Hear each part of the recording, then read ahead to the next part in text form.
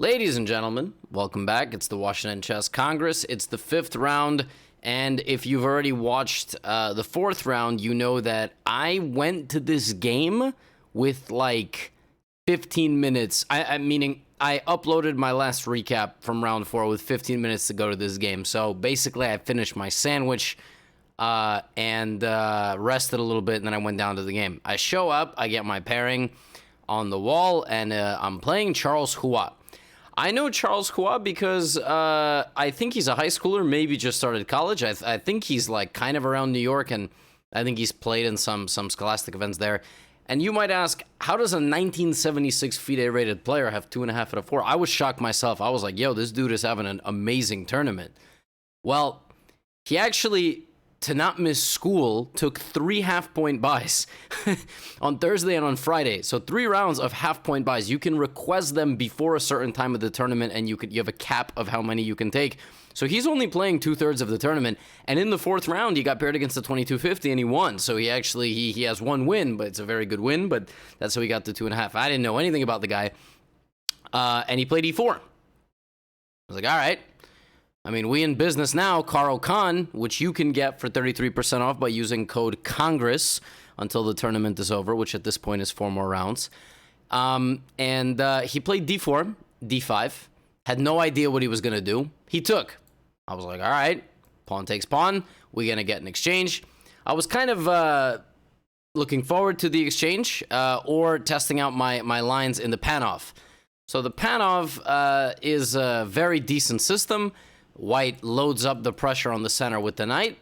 And here what I've always played my entire life is knight c6, knight f3, and rather than entering bishop g4, which is known as the endgame line, after massive simplifications, I always played bishop to e6. And the idea is you make white make a decision with this pawn, which is usually c5. That's the main line.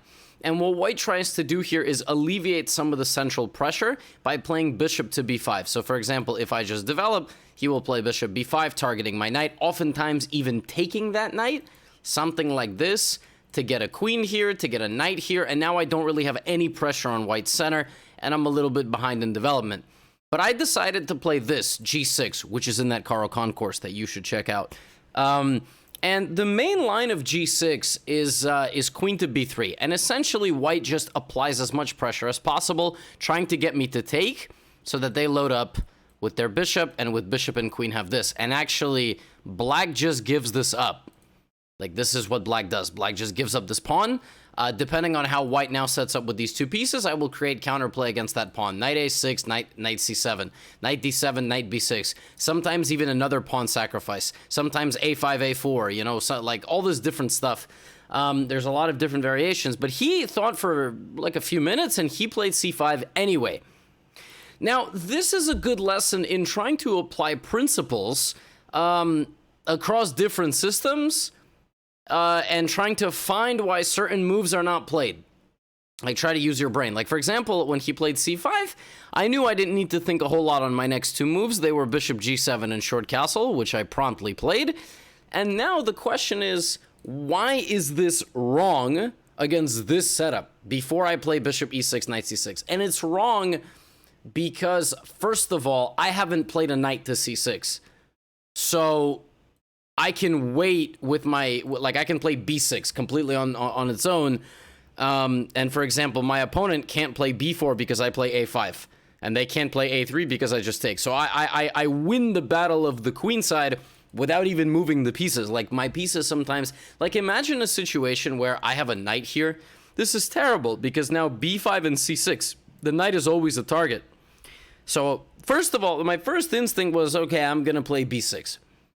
That's what I'm going to go for. I'm going to play b6, or I'm going to jump my knight into the middle, which is what you're supposed to do. The advantage also is that I haven't blocked my pawn on e6, so I can play e5 in one fell swoop. Haha! I got the saying right this recap. I read the comments, don't worry. Even the positive ones. I just pinned the negative ones because, and I do understand that people sometimes try to get pinned, but I have a pretty good radar for who is actually writing some, like, nonsense criticism. And so I'll pin it so that people just generate more engagement of comments. That's really it. I just let you in on my secret in the middle of a recap. But anyway, e5. So Opponent goes bishop d3, and my first like, I was going to go b6. And then I was going to figure out which way to take back. I actually had no idea whether to take with pawn or queen. And the engine thinks that queen is better, to leave this pawn here and just pressure like this. And then I started thinking, I'm like, wait a minute. I have an idea. Why don't I just immediately put the bishop out here? So I did that. And so my point is that I actually am going to take on f3. Like, normally you go bishop g4 just to pin. But I'm going to take on f3. Because he does not want a queen on f3. Because then it becomes a lot harder to defend the center. And if he plays bishop to e3, then now I just jump in with e5. I'm faster to his center. He actually should have put his bishop on e2, shockingly, or played this. He should have probably played this to prevent bishop g4, but it's a very slow move. It's like, why don't I just develop pieces? But he's playing pretty quickly. Anyway, I played bishop g4, and I kind of anticipated he would play bishop e3, knight c6. Believe it or not, his best move is to just do this, so that he can actually take like this and never take his eye off the center. But it's really hard to play a move like bishop e2. So he plays bishop e3, I play knight c6, and he plays a3. Just, I guess, kind of a lazy move, trying to play b4. He played this pretty quickly, too. Completely missing my idea, which is to take and play this. And black is winning. Yeah. Black is just winning. How? My threat is to take or fork. He can't stop both. And if he takes, then I take with a fork. And when he protects either on d1 or e2, I have another fork. He cannot prevent material loss. He just completely didn't see it. And, you know, hence the name of the video. But before you click off, very instructive game. Even beyond this, because you think, oh, Levy just took care of business. No problem. All right, fantastic. I mean, not really. It's not that simple. Actually, you can learn a lot from watching this. So he goes for counterplay against my knight. And his logic was that now when I push forward and fork him, he will sacrifice and do this. And he is threatening to take on f6. And actually, it looks kind of scary for me. But because he's not castled, I'm able to utilize that against him. I can also take on d4 and attack his queen for one more move. And then if knight takes f6, I can actually play this, and then I have knight c2 toward the end. And that's also winning. But I decided to do it this way, queen e7, maintaining the pin, but now removing one of the attackers of this. And if this ever takes on f6... Right now, I would take the queen, but for example, here, queen f6, the queen needs to guard the knight. So some tactical stuff. So he takes, and then he castles, and now my bishop is hanging, so I just take the pawn. Now, his counterplay here should consist of centralizing his rooks and using discovered attacks on my queen. Yes, for a 2362, this is absolutely manageable, but it's still instructive. So, rook d1. Now, don't be afraid to be greedy. This is actually completely fine and is the best move. It's really hard for him to make a move here. Like, if rook e1, for example, I will probably just play rook e8. Knight f6 is not really a problem. Although rook e8, there isn't knight d6 now because you always sack the queen for mate. So queen takes, and then you always have these back rank things. But if let's just say in a world where I don't take on p2 because I'm stupid and I let him get this, I mean, it's kind of an annoying position. Like, it's not super simple. Totally losable. Particularly for like under 1600 level, like totally losable. And that's like 90% of you. I checked. That's not an insult. Rook comes here, knight comes here, your queen's under attack, you lose b7, now your knight's unstable, then your bishop's unstable. Totally losable. So I said, you know what? I'm just going to take so that he can't connect his pawns. And the one bit of counterplay he has is this. And the whole game I was being vigilant. I'm like, anyway, he's going to get in here with his pieces. I'm going to slide my queen over, bring my bishop back, and then we're going to undermine his final stand of a pawn. So he plays rook e1. I just go back. No discovered check is good. So he goes rook d6, which threatens knight f6.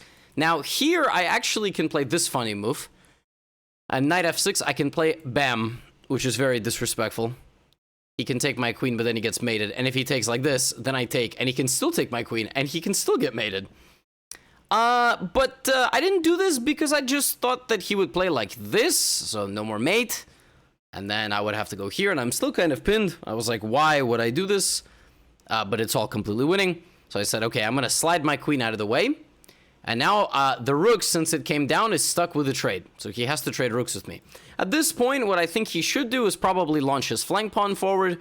Might as well h4, h5, try to get here or open up my king. Of course, knight f6 I just take. Even though I'm weakening my king, I have an extra knight. So even a move like rook e8, I mean, he has nothing. There's a difference between abstract danger and concrete danger. This is abstract danger. Oh no, the queen is next to the king. Oh no. And we have a bazooka lining the castle, so the queen is never going to get in. So he plays rook d1, I play rook d8, queen h3, and I'm like, all right, his threat is knight g5. And then I was like, is it really a threat? I just play h6. So b6. Time to undermine the remaining line of force. I mean, if rook takes, then I let him get this. I don't know why I would do that. It's also still fine, because this is still a winning position. Even if this pawn gets to d7, it's never getting to d8. I can even disconnect his rook from the pawn. But I decided to play b6, and then when he played g4, just take.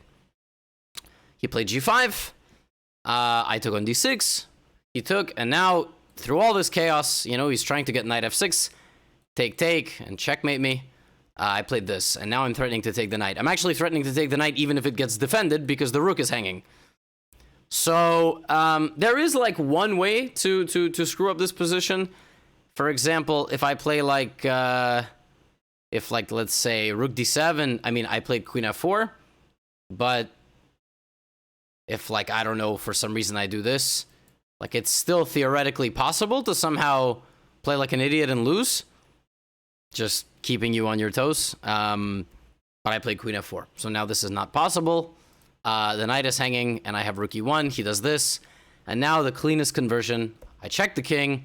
I force it forward, and I take this pawn. And what I had calculated was that if the king goes to f3, there's mate in 1. There's mate in 1 two different ways.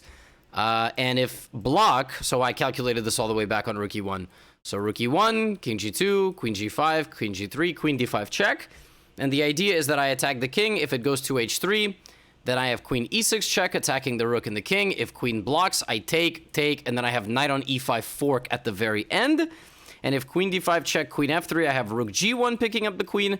And if queen d5 pawn blocks, I check with on e2, and then I'm winning. And just to show you, just for a fun calculation exercise, this is what I'm talking about. If king here, check, block, here, knight e5.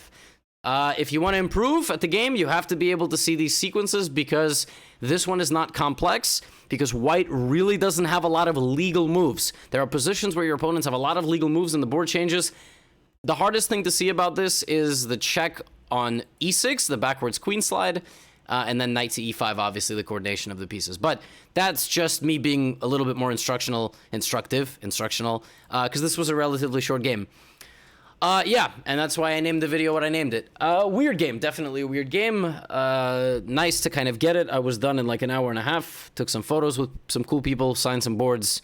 Guys are all awesome. If any of you who I actually met or took a picture with watch these videos and make it to this point, I really do want to say thank you from the bottom of my heart. Sometimes a crowd of people will get around me after like a game, and they'll just say, can we get a picture? You know, is it okay? And like the 10th person already starts feeling bad. Don't feel bad. I'm not an idiot, you know. 1.19 million subscribers is you. You are that number. So, you know, I can't sit here and not spend time with people who play at the tournament and want to say hello to me, or even drive here who are not playing in the tournament just to say hello because they live nearby or work nearby. I'm not stupid. Like, I understand that as much as you want to say largest chess YouTube channel, that's you guys. So you're supporting me. You know, I've talked to 5-year-old kids at this tournament, and I've talked to like 60-year-old retired chess players who are playing for the first time in 10 years. So for all of you out there, I do appreciate you very much. And yeah, just don't stand right next to me as I play my game, and don't awkwardly scream out Gotham Chess when you walk by me. A few kids were doing that. Also from this round, a kid was running up and down the playing hallway pretending to shoot bow and arrows. That kid is also a master level player who will go nameless. It's a fascinating tournament here. But I will see you all for round number 6. Tomorrow I've got to play Grandmaster. And for now, I got to go watch Fury vs. Wilder 3. Only on pay-per-view. Peace out. Get out of here. Code Congress, 33% off.